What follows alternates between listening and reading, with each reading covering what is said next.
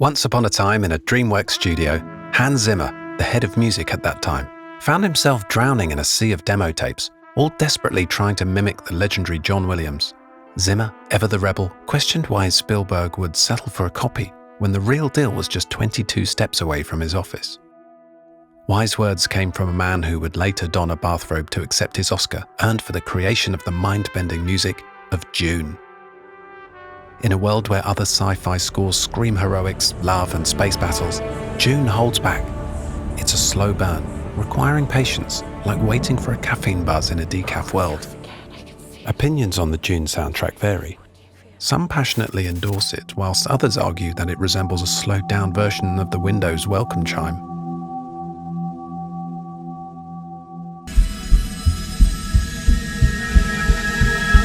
Dune's soundtrack isn't your typical blockbuster theme park. Zimmer doesn't follow the typical musical roadmap, but it's a bold choice that evolved organically, rejecting traditional melodies for a more dreamlike, unpredictable soundscape. Why, you ask? How does the composed music contribute to conveying narrative? Dune unfolds as an epic saga set in a feudal interstellar society. The adaptation of the novel navigates the intricate world building and political intrigue crafted by Frank Herbert. The narrative orbits around the desert planet Arrakis, the sole repository of a precious spice known as spice. This substance holds potent effects on human consciousness and even influences phenomena like time travel. The film skillfully captures the essence of Herbert's rich universe, bringing to life the complexities of Arrakis and its pivotal role in the broader interstellar landscape.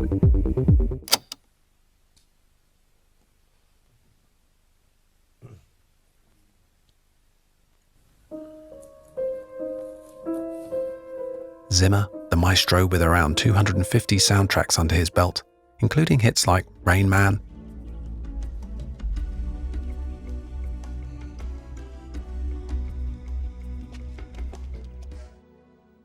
Dad? The Lion King, Dad, come on. You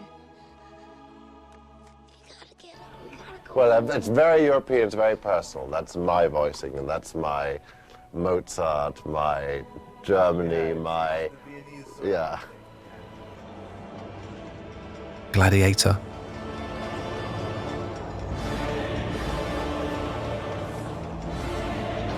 This is for both of us. We agree to me. Interstellar, to name a few. Don't. Detach. He never walked the hallowed halls of a music school. Instead, he embraced the forbidden love affair between electronic beats and classical symphonies.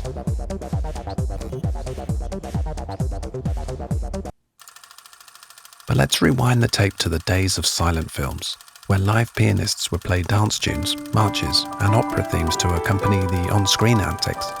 In those days, a synchronized soundtrack was non-existent, leading musicians to rely on catalogues or improvisation to provide the musical accompaniment. Enter Wagner, a German composer who had a thing for leitmotifs in his The Ring of the Nibelung, a 15-hour operatic extravaganza. To be able to follow this monumental experience, he introduced leitmotifs extensively throughout the cycle to connect characters, themes, and emotions across the entire work. Wagner's concept of using recurring musical themes to represent characters and ideas is a fundamental technique in film scoring, influencing composers from the early days of cinema to the present. One of the pioneers in film music was Max Steiner, who is often credited with composing one of the first fully synchronized film scores for King Kong in 1933. Steiner introduced Wagner's theme, or motifs, to the cinematic world, and since then everything has changed. We almost exclusively live and listen to melodies narrating cinematic universes.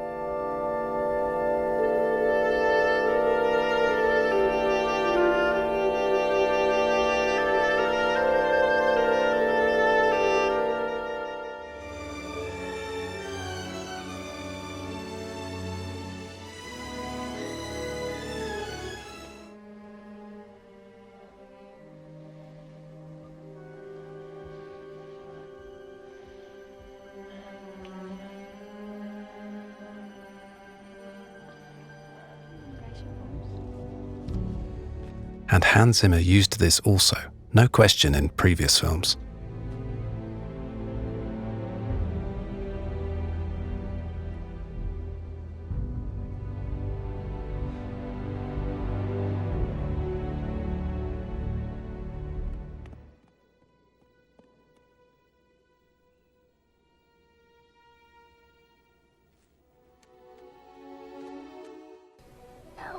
And I mean, this is his father's theme. Yeah. So it's like this is the memory. So we really know he's dead. Dune delves into intricate themes encompassing politics, religion, ecology, and the human experience, despite the narrative structure suggesting a departure from common musical methods to emphasize these motifs. Composer Hans Zimmer made a bold decision. This choice was not a predefined conceptual point. It's an idea that evolved organically throughout the creative process. This understanding is supported by the fact that Hans Zimmer released a musical sketchbook alongside the soundtrack album. These tracks, separated from the original soundtracks, are early approaches by the composer, experimental to its limits. Some tracks are so powerful that when listened to while walking into a shopping mall, the sensation is akin to feeling the entire building exploding.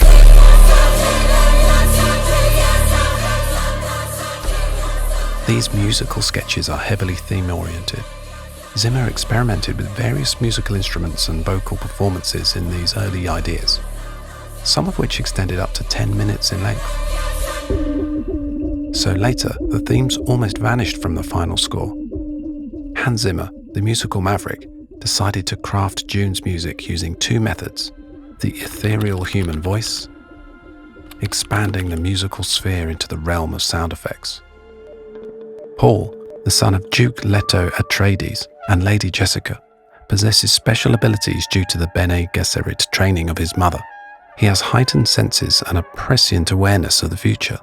As political intrigue unfolds, House Atreides faces betrayal from within. Duke Leto is killed, and Paul and Jessica must flee into the desert. They seek refuge among the freemen, and Paul's unique abilities, coupled with the prophecy of the Kwisatz Haderach, a male with special powers, make him a significant figure among the freemen. Different adaptations may emphasize different aspects of the story, but Paul Atreides' journey is a central element in this film adaptation.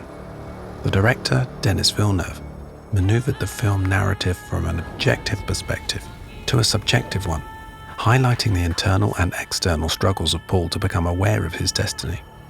This commitment mirrored Zimmer's early experiences with voices, representing Paul's constant inner voice. The evolution of the musical direction reached a point where the decision was made to use almost only vocalizations in a made-up language, departing from the use of traditional thematic melodies.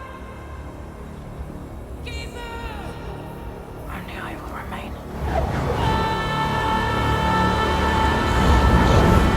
Enough. As the voices gained prominence, not only did they become crucial to the character development, but they also became integral to the film's overall narrative structure.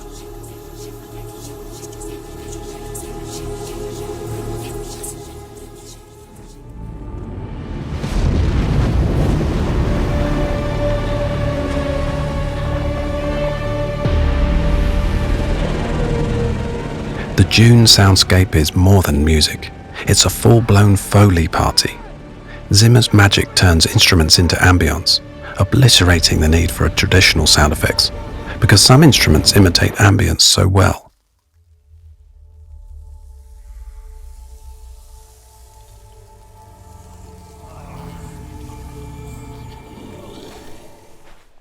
Zimmer apparently took a field trip to the desert, discovering the nuances of wind through rocks and the delightful sensation of sand gritting your teeth. Many of the instruments were made specifically just for this film. Zimmer also uses old, forgotten instruments, making a future-based space opera based on our past cultural memories.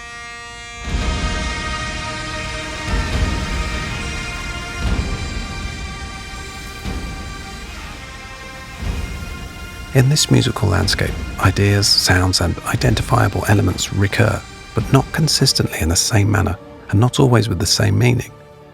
This approach reflects Hans Zimmer's intention to capture the essence of Paul's recurring visions of Arrakis and Chani, which, much like dreams, may not make sense to him but persistently linger. This approach, at times, creates a sound that feels almost impossibly alien, yet it remains anchored by something undeniably human. The dichotomy between the abstract and the human elements adds a layer of complexity and depth to the musical composition, contributing to the overall uniqueness and impact of the soundtrack for Dune.